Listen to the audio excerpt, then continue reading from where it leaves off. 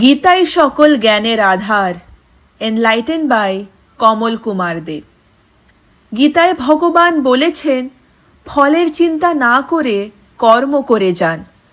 পবিত্র গীতা আমাদের আত্মনিয়ন্ত্রণ করতে শেখায়। আমাদের মনে রাখতে হবে, স্বর্গই আমাদের মুখ্য উদ্দেশ্য নয়, বরং মুখ্য প্রাপ্তি সব থেকে মুখ্য উদ্দেশ্য হওয়া উচিত। এই কথা গীতায় শ্রীকৃষ্ণ বলেছেন, আর এই মুখ্য লাভ করতে হয় আত্মজ্ঞানে। আমাদের ব্রহ্মজ্ঞান লাভ করতে হলে বা ব্রহ্মকে জানতে হলে আত্মজ্ঞানের প্রয়োজন।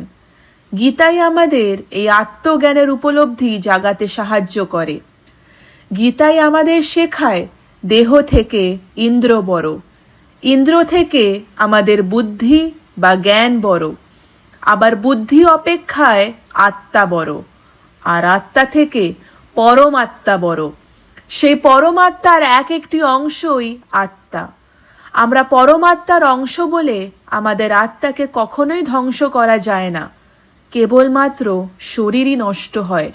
মৃত্যুর পর কেবলমাত্র শরীরেরই পরিবর্তন হয়। এক শরীর থেকে অন্য শরীরে কেবল প্রবেশ করে। গীতা আমাদের সেই কথাই শেখায়। আমাদের পরিত্রাণের উপায় বার করতে সাহায্য করে গীতা। যতক্ষণ পর্যন্ত গীতাকে বিশ্বাস করতে পারবো না, ততদিন পর্যন্ত এই সত্য জ্ঞানকে উপলব্ধি করতে পারবো না। আমাদের মনে রাখতে হবে, গীতা আমাদের পরিত্রাণের উপায় বার করতে সাহায্য করে। মনে রাখবেন, নিজেকে জানার জন্য, নিজের শক্তিকে জানার জন্য, পরম ব্রহ্মকে জানার জন্য, নিজের জ্ঞানকে জানার জন্য প্রতিদিন গীতা পাঠ করা উচিত। তাছাড়া আমাদের সকল পাপকে বিনাশ করার জন্য গীতা পাঠের প্রয়োজনীয়তা আছে।